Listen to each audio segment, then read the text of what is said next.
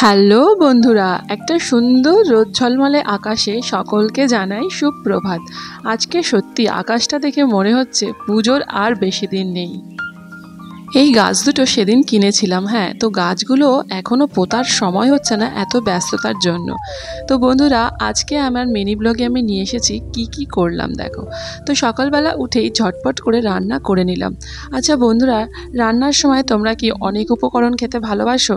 হ্যাঁ দেখো, সময় হাতে থাকলে অনেক উপকরণই করা যায়, কিন্তু হাতে যদি সময় না থাকে তখন উপায় কি?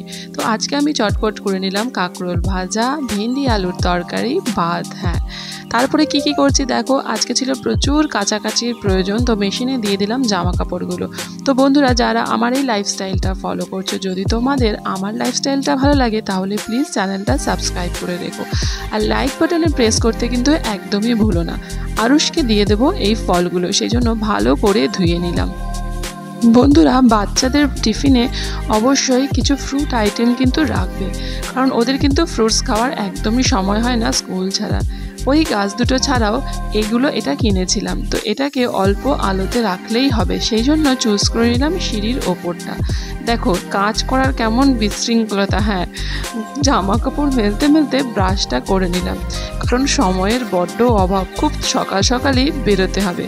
তো বেরিয়ে পড়লাম ডিউটির উদ্দেশ্যে। বন্ধুরা, পুজো যে এসে গেছে সেটা দেখো, এই প্যান্ডেল বানানো দেখেই বোঝা যাচ্ছে। হ্যাঁ, জায়গায় জায়গায় বাঁশের প্যান্ডেল পড়ে গেছে। তো বন্ধুরা, ভালো থেকো, দেখা হবে পরের মিনি ব্লগে।